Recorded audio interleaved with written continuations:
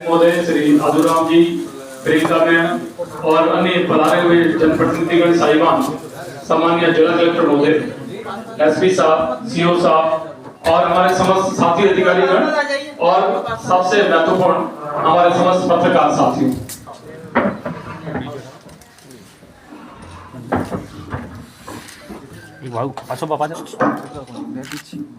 नीचे हो जा भैया नीचे दिया बस।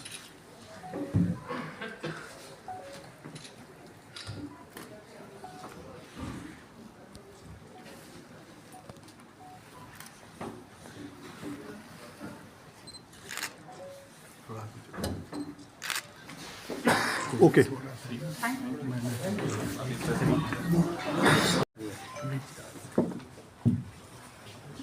राजस्थान में भारतीय जनता पार्टी की सरकार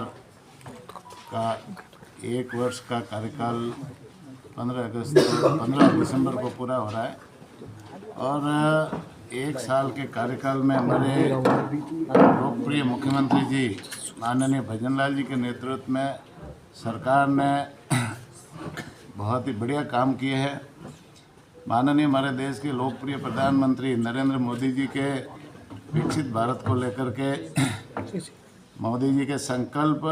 कि हम 2047 आएगा तब तक आज़ादी के 100 वर्ष पूरे होंगे, तब तक इस देश को विकसित देश बनाएंगे, आत्मनिर्भर देश बनाएंगे, इस देश को समृद्धिशाली बनाएंगे और विश्व की सबसे बड़ी महाशक्ति बनाएंगे। इस दिशा में मोदी जी की सरकार 10 साल से काम कर रही है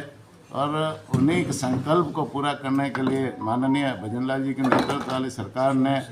1 साल में राजस्थान में भी राजस्थान को विकसित बनाने के लिए, राजस्थान को समृद्धिशाली बनाने के लिए, राजस्थान को आत्मनिर्भर बनाने के लिए 1 साल से हमारी सरकार काम कर रही है। और इस दिशा में सरकार, जैसे आपने देखा होगा, बजट जो सरकार ने पेश किया था, बजट बहुत ही मतलब सभी वर्गों को समाहित करते हुए बजट पेश किया, जिसमें गरीब का कल्याण कैसे हो, महिलाओं का सशक्तिकरण कैसे हो, युवाओं को रोजगार कैसे मिले और किसानों की मजबूती कैसे हो, इस दिशा में माननीय भजन लाल जी ने ये बजट पेश किया। और समाज के अंतिम छोर पे जो व्यक्ति बैठा है, कमज़ोर से कमज़ोर व्यक्ति बैठा है, गरीब से गरीब व्यक्ति बैठा है, वहाँ तक राजस्थान सरकार की, भारत सरकार की योजनाओं का लाभ उनको कैसे पहुँचे और जो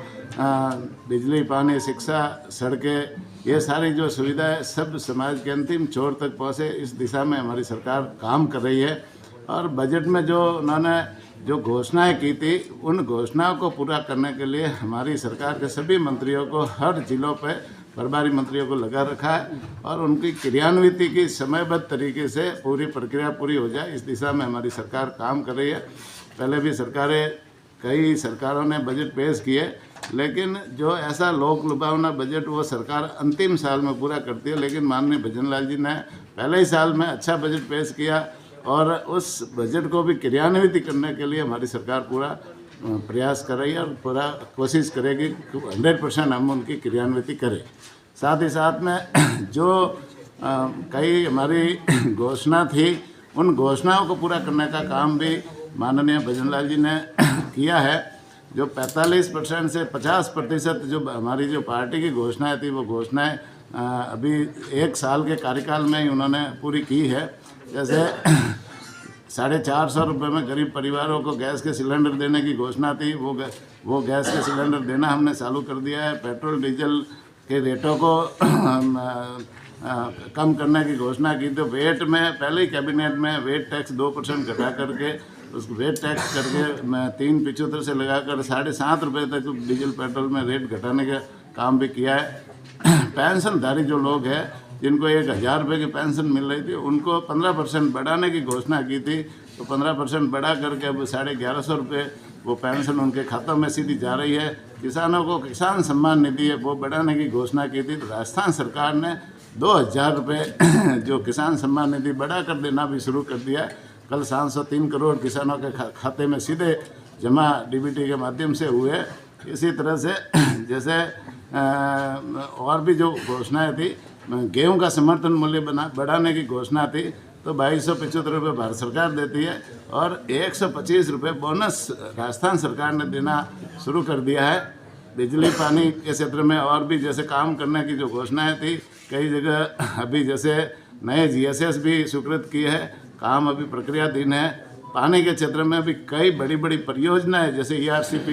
और बहुत बड़ी बड़ी परियोजनाएं स्वीकृत करवाई है भारत सरकार के माध्यम से। और अभी भी पश्चिमी राजस्थान के लिए भी माननीय मुख्यमंत्री जी प्रयास रहते हैं कि पश्चिमी राजस्थान के लिए भी हम कोई नई योजना लेकर आए। और इसी तरह से जैसे राइजिंग राजस्थान जो हर सरकार आती है तो प्रदेश के विकास के लिए, उद्योग लगाने के लिए राइजिंग राजस्थान लाती है, लेकिन वो सरकार का जो अंतिम साल होता है उसमें राइजिंग राजस्थान के कार्यक्रम लाती है और MOU उद्योगपतियों के साथ में करती है। वो MOU करने के जस्ट बाद में सरकारें बदल जाती है, तो MOU धरातल पे उतरते नहीं। लेकिन हमारे जो माननीय मुख्यमंत्री भजन लाल जी वो दूरदर्शी सोच के हैं। उन्होंने ये जो राइजिंग राजस्थान का कार्यक्रम सरकार के पहले ही साल में लेकर आए हैं और पहले ही साल में उन्होंने ये राइजिंग राजस्थान के कार्यक्रम में 35 लाख करोड़ के MOU उद्योगपतियों से करवाए। तो निश्चित रूप से यहाँ के जो प्रवासी है, कई प्रदेशों में रहते हैं, देश के बाहर भी रहते हैं, कई ऐसी जो कंपनियां, जो विदेशी कंपनियां भी है, वो भी भारत में आकर के इन्वेस्ट करना चाहती है। उन लोगों ने पहले जिला स्तर पर आकर के MOU किए, बाद में अभी 9, 10, 11 दिसंबर को प्रदेश स्तर पर जो राइजिंग राजस्थान का कार्यक्रम था उसमें MOU हुए। और ये जो जितने MOU हुए इनको प्रॉपर तरीके से हम जैसे इनका धरती पे अमल कैसे हो, इस दिशा में हमारी सरकार काम कर रही है। और इस दिशा में माननीय मुख्यमंत्री जी ने जैसे जो एक अलग से प्रकोष्ठ,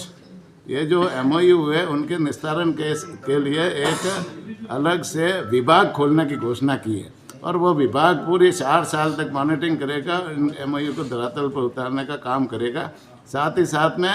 10 दिसंबर को प्रवासी दिवस रूप मनाने की भी घोषणा